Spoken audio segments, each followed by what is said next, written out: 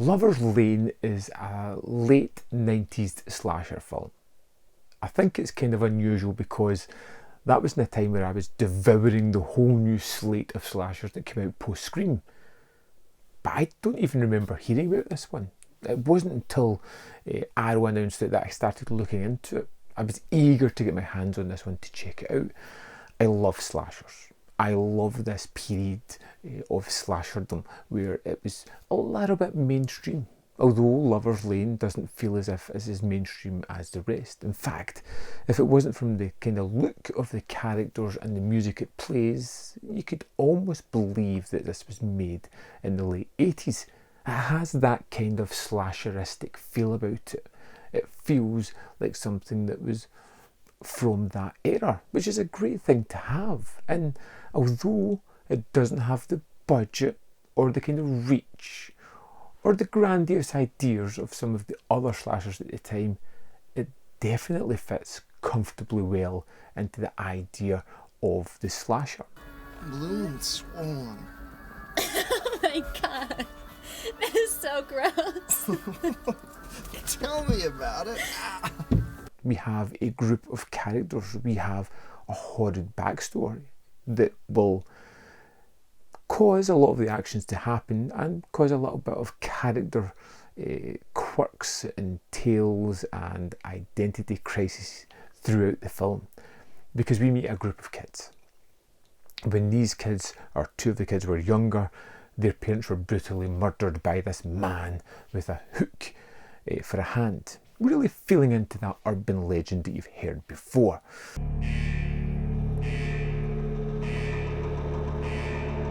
We jump a number of years later. These kids are a little bit dysfunctional. They all have their cliques. They're at school when the crazed maniac with a hook for a hand escapes from the local asylum and basically chases after these kids as they go to Lover's Lane and are chased throughout the night, waiting to be killed.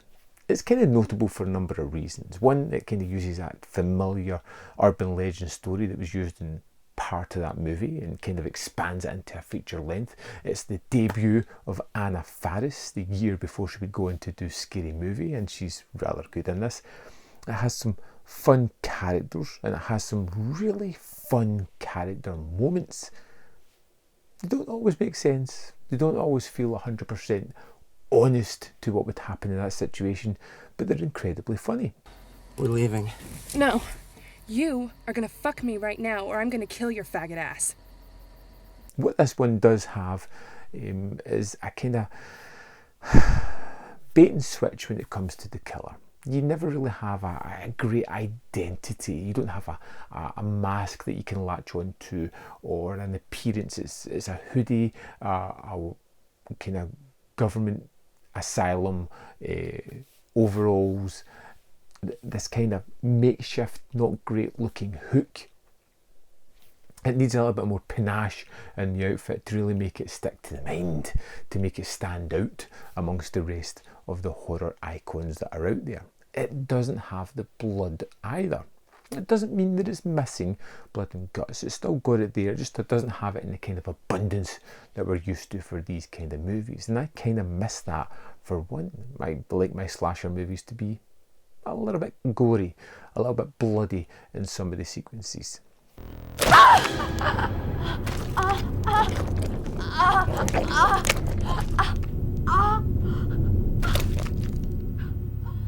I liked a lot of the characters here, which I found really surprising. Even the sillier moments in this, where we have a school principal who's sitting in an office with these makeshift signs all around her. It's the best principal ever that just feels off kilter. We have characters that do the most craziest of things. There's a woman who's just annoyed at a drunk teenager, so she punches her. What else was there to do? Hey! Come on. Lover's Lane is an incredibly fun slasher movie. It's not as polished or as well rounded as some of the more Hollywood-esque efforts of the late 90s, but it harkens back in a more genuine way to the late 80s slasher. And that's something I can definitely latch on to, something that I enjoyed while watching this one. While not being great, it's a really decent slasher movie. Let's jump into the extras, have a little look and see what the disc has in store. So here we are in the disc for Lover's Lane. As you'll see, there are two versions here, the original 4:3 version and the alternate version 18521. In the special features, you'll see there's an audio commentary with the writers and producers Jeff Miller and Rory Veal. There is Screaming Teens, The Legacy of Lover's Lane, which is a look back, retrospective kind of making of, looking at how the film has made its garnered reputation.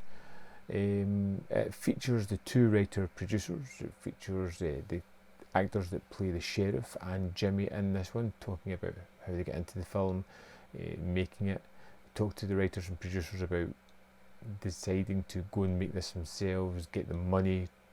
It's a fairly interesting look back, and at 31 minutes is a decent length. We have the trailer, which is 1 minute 55, and an image gallery. And that's a disc for Lover's Lane. So there we have it. Lover's Lane, are you picking it up? Is it something that you're interested in? Have you seen it before? I believe it was called I'm Still Waiting previously. Let me know in the comment box below whether you've seen it and you love it, hate it, find it average. I'm curious to your opinion, so let me know in the comment box below. As always, there's more content up here where you can see more of my stuff. And in the description box below are links to the Patreon, the membership programme, and manvfilm.com. All ways in which you can support me. Thanks for watching, and I'll see you next time.